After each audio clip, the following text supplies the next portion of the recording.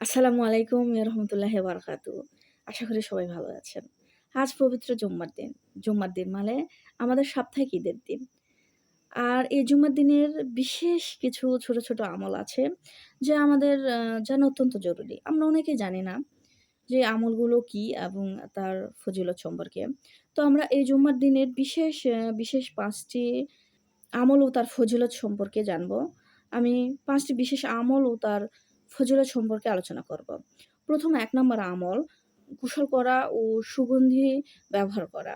অর্থাৎ যে ব্যক্তি জুম্মার দিন গোসল করে সুন্দর পোশাক পরিধান করবে এবং সুগন্ধি আতর ব্যবহার করবে আর মসজিদে গমন করবে, সে ব্যক্তির উদ্দেশ্যে হযরত মুহাম্মদ সাল্লাল্লাহু আলাইহি সাল্লাম বলেছেন, যে ব্যক্তি এই আমলটি করলে জুম্মার নামাজে যাবে, তার এক জুম্মা থেকে অপর জুম্মা পর্যন্ত যত ছোট, ছোট গুনাহ আছে আল্লাহ তাআলা সুবহানাহু ওয়া তাআলা তাকে মাফ করে দিবেন। সুবহানাল্লাহ।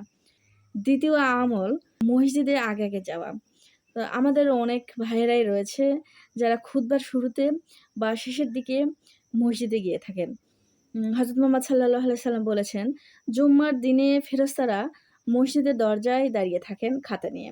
অর্থাৎ যে ব্যক্তি আগে যাবে তার জন্য একটি উট কুরবানির সওয়াব পাবেন এবং তারপরে যে যাবে সে একটি গরু, তারপরে যে যাবে দুম্বা, এভাবে মুরগি, এভাবে এভাবে যে একদম সর্বশেষে যাবে তার জন্য একটি মুরগির ডিম সদকা করার সওয়াব পেয়ে থাকেন।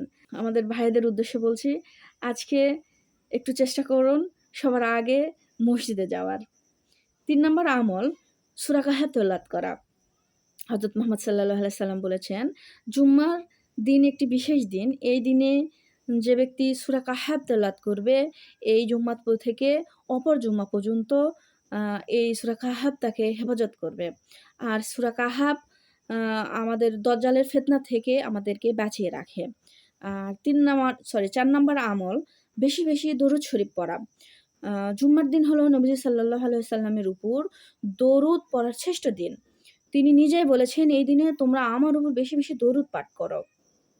কারণ এই দরুদ সরাসরি আমার কাছে পেশ করা হয়।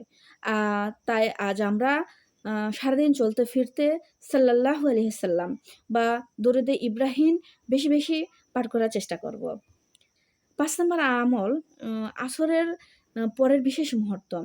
তো বন্ধুরা, জুম্মার দিনের এমন একটি বিশেষ চমৎকার সময় আছে আসর থেকে মাগরিব পর্যন্ত, যে সময় দোয়া ফেরত দেওয়া হয় না। এই সময়টাকেও আমরা সব ব্যস্ততা ভুলে জায়নামাজে বসে আমরা বা মসজিদে মন খুলেও বসতে পারেন। আমরা আল্লাহকে স্মরণ করতে পারি দোয়া জিকিরের মাধ্যমে। তাহলে আর দেরি কেন? আজকের এই বরকতময় এই দিনে এই আমলগুলো নিজে করি এবং অন্যরা যেন করতে পারে, এজন্য ভিডিওটি শেয়ার করুন। আপনাদের বন্ধুদের জানার সুযোগ করে দিতে পারেন। কারণ ভালো কাজের পথ দেখানোও একটি সাদকা।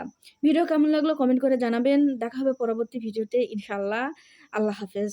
আসসালামু আলাইকুম ওয়া রাহমাতুল্লাহি ওয়া বারাকাতুহু।